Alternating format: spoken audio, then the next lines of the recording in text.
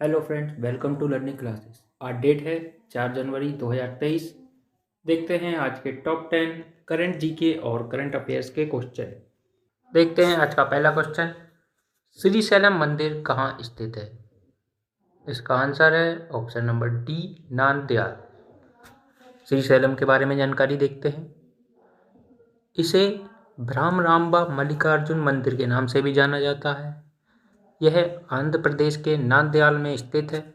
यह मंदिर नलमला पहाड़ियों की चोटी और कृष्णा नदी के तट पर स्थित है।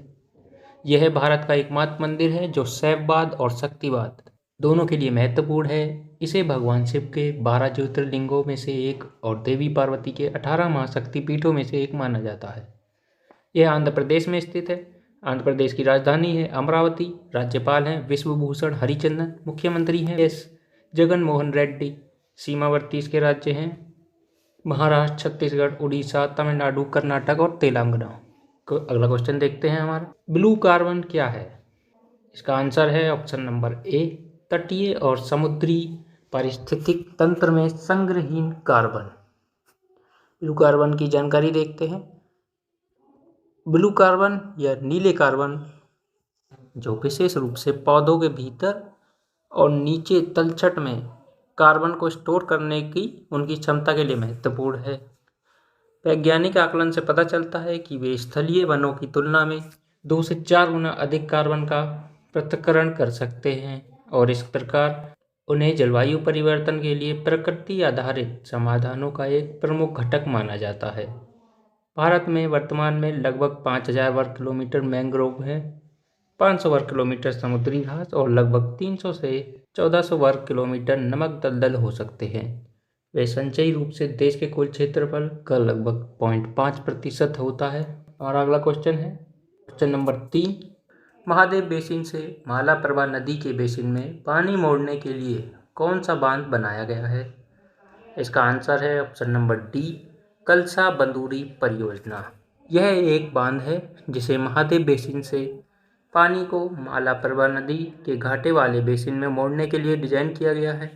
इस योजना का उद्देश्य सूखाग्रस्त उत्तरी कर्नाटक के 13 शहरों में पीने के पानी की सुविधा का प्रदान करना है। क्षेत्रों में धारवाड़, बेलगावी, बागलकोट और गडक शामिल है। ये क्षेत्र मिलाकर राजस्थान के बाद देश का दूसरा सबसे शुष्क क्षेत्र बनाते हैं। यह कर्नाटक में उपलब्ध है बांध। तो यहाँ की राजधानी है बेंगलुरु। राज्यपाल हैं थावरचंद गहलोत। मुख्यमंत्री हैं बसवराज बोम्मई। सीमावर्ती इसके राज्य हैं गोवा, महाराष्ट्र, आंध्र प्रदेश, तमिलनाडु और केरल। और अगला क्वेश्चन है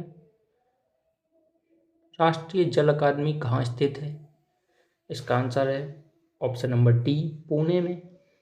केंद्रीय जल आयोग में राष्ट्रीय जल अकादमी की स्थापना जल संसाधन आरडी और जीआर मंत्रालय द्वारा एक नई विंडो में सरकार द्वारा खोली गई थी। भारत के वर्ष 1988 में जल संसाधन के विकास और प्रबंधन में शामिल विभिन्न केंद्रीय राज्य संगठनों के इन सर्विस इंजीनियरों को प्रशिक्षण प्रदान करने के लिए इसे USAID सहायता के तहत स्थापित किया गया और बाद में विश्व बैंक से प्राप्त सहायता से इसे मजबूत किया गया। यह पुणे महाराष्ट्र में उपस्थित है। तो यहाँ की राजधानी है मुंबई। राज्यपाल हैं भगत सिंह कोश्यारी। मुख्यमंत्री हैं एकनाथ शिंदे।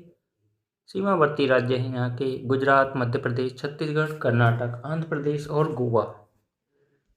अगला क्वेश्चन देखते हैं क्वेश्चन नंबर 5। तमिलनाडु का राज्य पशु क्या है? इसका आंसर है ऑप्शन नंबर ए, नीलगिरी तहर। इस प्रजाति को स्थानीय रूप से वरैयाडू के नाम से जाना जाता है।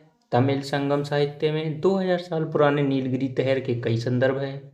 मेसोलिथिक 10,000 से 4,000 ईसा पूर्व चित्र, लोक कथाओं, संस्कृत और जीवन में तहर के महत्व को उजागर करते हैं। इसके पारिस्थितिक और सांस्कृतिक महत्व की मान्यता में तमिलनाडु के राज्य पशु के रूप में नामित किया गया।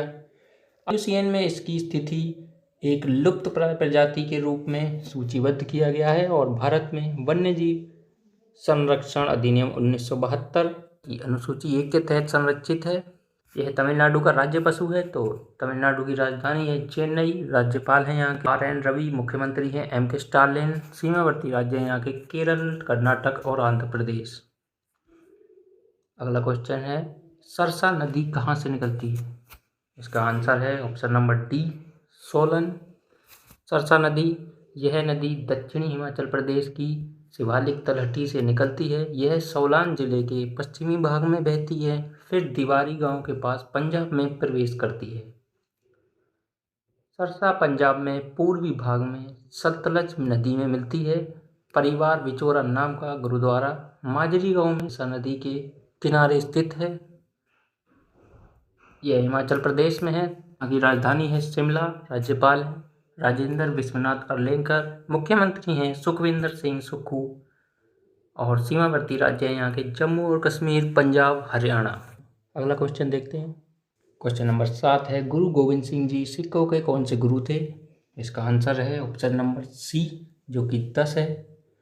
उनका जन्म 1666 में पटना बिहार में हुआ था। अपने पिता गुरु तेग बहादुर, जो कि 9वें सिख गुरु थे, उनके निधन के बाद वह 9 वर्ष की आयु में सिख गुरु बन गए। उन्होंने 1699 में खालसा नामक सिख योद्धा समुदाय की स्थापना की। उन्होंने मुक्तसर की लड़ाई लड़ी मुगलों के खिलाफ। उन्होंने जफरनामा भी लिखा, जो मुगल बादशाह औरंगजेब के नाम एक पत्र था।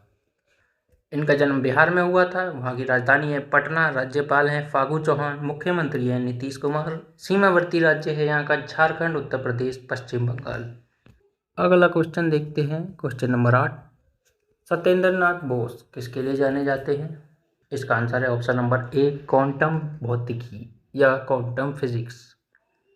उनका जन्म 1 जनवरी 1894 को कोलकाता में हुआ था। वह बोस आइंस्टीन थ्योरी के लिए प्रसिद्ध है और परमाणु में एक प्रकार के कण का नाम उनके नाम पर बोसॉन रखा गया है। मैक्स प्लैंक के नियम और प्रकाश क्वांटम परिकल्पना शीर्षक से एक लेख प्रकाशित किया।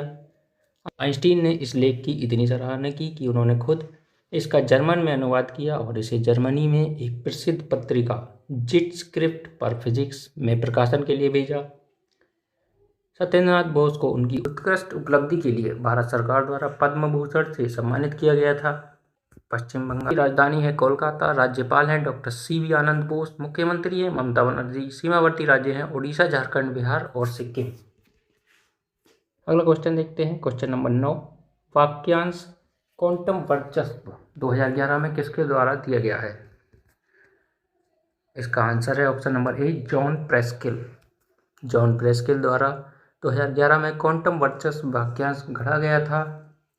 यह कैलिफोर्निया इंस्टीट्यूट ऑफ टेक्नोलॉजी में सैद्धांतिक भौतिकी प्रोफेसर रहे हैं। एक वार्ता में उन्होंने पारंपरिक कंप्यूटरों की तुलना में क्वांटम हार्डवेयर का उपयोग करने के लाभों के बारे में बताया। क्वांटम कंप्यूटिंग का अनुप्रयोग है आजकल आप देख सकते हैं, जैसे कि आर्टिफिशियल इंटेलिजेंस, AI, कंप्यूटेशनल रसायन विज्ञान, वित्तीय सेवाएं, क्रिप्टोग्राफी, मौसम भविष्यवाणी, जलवायु मॉडलिंग, कण भौतिकी, सिमुलेशन, रसद और निर्धारण इत्यादि। अगला क्वेश्चन है, कौन सी योजना खाद्य और सार्वजनिक वितरण विभाग की 2 वर्तमान खाद्य सब्सिडी योजनाओं के समावेश के लिए बनाई गई है? इसका आंसर है ऑप्शन नंबर ए, एकीकृत खाद्य सुरक्षा योजना। के बारे में जानकारी देखते हैं। यह 1 जनवरी 2023 को 1 वर्ष की अवधि के लिए शुरू होना है। यह NFSA के तहत 81.35 करोड़ लाभार्थियों को अंत्योदय अन्न योजना परिवारों और प्राथमिकता वाले घरेलू व्यक्तियों को मुफ्त खाद्यान्न प्रदान करेगा। नई एकीकृत योजना खाद्य और सार्वजनिक वितरण विभाग की 2 मौजूदा खाद्य सब्सिडी योजनाओं को समाहित कर लेगी। पहली है NFSA के लिए FCI को खाद्य सब्सिडी और दूसरी है विकेंद्रीकृत खरीद राज्यों के लिए खाद्य सब्सिडी खरीद आवंटन। और देश भर में 5 लाख से अधिक उचित मूल्य की दुकानों के व्यापक नेटवर्क के माध्यम से खाद्यान्न उपलब्ध कराया जाएगा। यह 1 नेशन 1 प्राइस 1 राशन के विजन के उपलक्ष्य में शुरू की गई योजना है। यह थे हमारे आज के लेटेस्ट करंट अफेयर और करंट जीके क्वेश्चन। अगर आपको जानकारी महत्वपूर्ण लगी हो तो चैनल को सब्सक्राइब करें। तब तक के लिए धन्यवाद।